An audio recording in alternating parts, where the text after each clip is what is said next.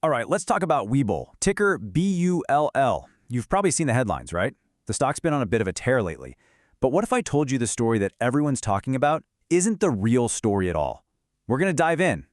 So on the surface, things look pretty good for the online brokerage. After a really tough year, the stock's finally rallying and you're hearing a lot of optimistic chatter. But, once you start digging into the official filings, a much more complicated and honestly a way more fascinating story starts to come out. So first up, let's just look at what's been driving all this recent excitement. Turns out it's this kind of perfect storm of good news that has investors suddenly feeling, well, bullish again. It really boils down to three key things. First, you had the stock pop over 10% in a single day, and that was driven by some really heavy options buying. Second, and this is a big one, the company canned a $1 billion stock purchase deal. That took a huge risk of shareholder dilution right off the table. And finally, you got this regulatory win. The SEC got rid of the pattern day trader rule, which is a potential game changer for Webull's core audience of active traders. And you can bet the company is leaning into this hard. Webull's own US CEO called the rule change a meaningful evolution. That's not just corporate speak. It's a huge signal about how critical that type of active trader is to their entire business model. Okay, so here's where it gets really interesting. All this good news is happening right after they posted record revenue numbers. But you got to ask the question, right? Where's that revenue actually coming from? And maybe more importantly, what's it costing them to get it?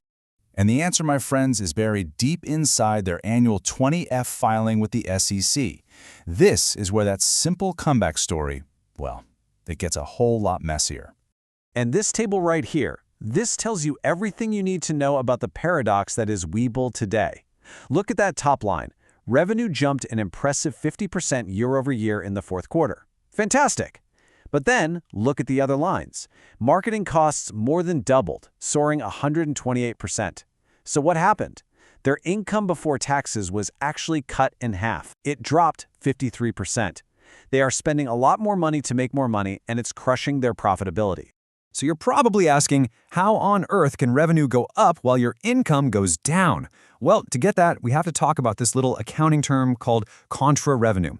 This is basically the official name for the cost of all those promos you see everywhere. Get 10 free stocks for signing up, or get a cash bonus when you deposit funds. It's not free for them. It's a direct cost to get you and your money in the door. And in 2025, Webull's Contra revenue just exploded. It shot up by an insane 485% to over $21 million. And get this, nearly half of all that spending happened in just the last 3 months of the year. They are hitting the promotional gas pedal hard. So here's the bottom line. All this super expensive growth is being used to fuel a business model that is getting more and more dependent on one very specific and, let's be honest, controversial revenue stream, payment for order flow, or PFOF. As you can see, it now makes up more than half of their total revenue. This is the secret sauce behind commission-free trading. Instead of charging you a fee for a trade, Webull sells your trade order to a big market-making firm. It's totally legal, but it is directly under the microscope of regulators like the SEC, who have talked openly about banning it. That makes it a pretty shaky foundation to build your whole house on, Okay, so you hear all that, the high costs, the regulatory risks, and you have to wonder why on earth are some really smart people on Wall Street still bullish on this stock? Let's break down their argument. It all starts with one absolutely massive number, 26 million. That's how many registered users Webull has around the world. And in the world of online platforms, scale is everything. And there's no question, Webull has achieved serious scale. The bull thesis is actually pretty simple. The argument is that this gigantic user base is an incredibly valuable asset that they can figure out how to monetize more effectively later on. You combine that with their aggressive international growth, all the recent good news we just talked about, and a whole bunch of analysts slapping buy ratings on the stock, and you've got a pretty powerful story for future growth. And look, this isn't just talk. You have firms like Northland Securities putting it out there, reiterating a buy rating with a $14 price target. That's more than double where the stock has been trading. They clearly see a path forward here. But, for every bull, there is a bear. And the case against Webull is just as compelling, and it all boils down to one word: sustainability. So the bear case is this. The growth is a mirage. It's being bought at a price that's just too high, and it's destroying profits. That heavy reliance on PFOF is like a ticking time bomb, waiting for regulators to make a move. And then you have to add in the geopolitical stuff because of the company's Chinese roots, and the fact that they're competing against giants like Robinhood. It's a recipe for some serious risk. And this isn't just some theory. You can feel this pain all over forums like Reddit. It's from everyday investors who bought into the hype and have just been crushed as the stock bled out over the past year.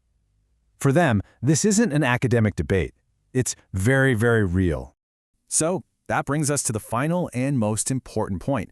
Webull is standing at a major crossroads, and it's caught between two totally different futures. It really just boils down to this. Are the bulls right? Is that massive user base a golden ticket just waiting to be cashed in? Or are the bears right? Is the company just burning through a mountain of cash to fuel a broken, high-risk business model? The truth is, the answer just isn't clear yet. So what should you be watching for? I'd say 3 things. Number 1, the next earnings report. The market is going to be desperate for any sign that they're getting that spending under control. Number 2, any news, any whisper out of the SEC about PFOF could be a massive catalyst, for better or for worse. And finally, the big long-term question. Can they prove that those 26 million users are a real, profitable asset? And really, that leaves us with the ultimate question here. The clock is ticking. Webull is basically in a race to build a sustainable, profitable business on top of that huge user base before one of two things happens. Either its own spending catches up to it, or government regulators step in and end the party. And whether or not they can win that race, well, that's what every investor has to decide for themselves.